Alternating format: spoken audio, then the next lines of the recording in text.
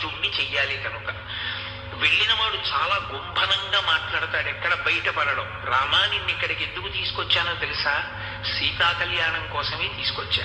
నీకు ఈ అమ్మాయినిచ్చి వివాహం చేద్దాం అనుకుంటున్నాను. అన్ని విధాలా యోగ్యురాలు, నేను గురువుని కాబట్టి నేను చెప్తున్నాను అనడు. ఎందుకు అనడంటే, విశ్వామిత్ర మహర్షికి తన గాంభీర్యము, తన గురుత్వము, తన పరిణతి మీద అపారమైనటువంటి విశ్వాసమేమి నిజంగా మహానుభావుడు అంతటి వాడే. కాబట్టి ఆయన లేకి మాటలు మాట్లాడడు. ఆయనకి తెలుసు రామచంద్రమూర్తి ఎటువంటి వాడు. తన శిష్యుడి గురించి తనకే తెలియని వాడు గురువు ఎలా అవుతాడు?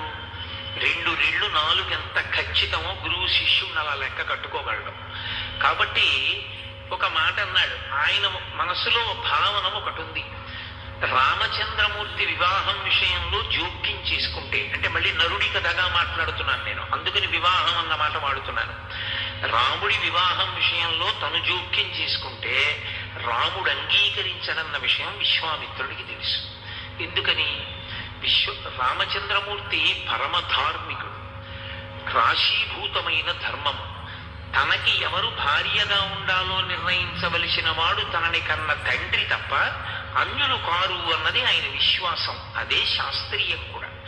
కాబట్టి గురువుగారు అది మా నాన్నగారు చూస్తారు కదా అన్నారనుకోండి, గురువైన విశ్వామిత్రుడికి అది ఎంత అవమానకరంగా ఉంటుంది. తను ధర్మం విషయంలో కొద్దిగా వైక్లభ్యాన్ని పొందినట్టుగా ఉంటుంది. కాబట్టి ఎక్కడా విశ్వామిత్రుడు బయటపడడం. నిన్ను సీతా కళ్యాణం కోసం తీసుకొచ్చాననడం.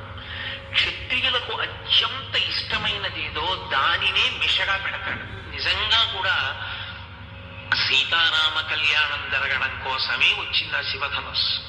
శివుడు ఏదో అమాయకుడై ఏదో ప్రయోజనం లేకుండా, అర్థం లేకుండా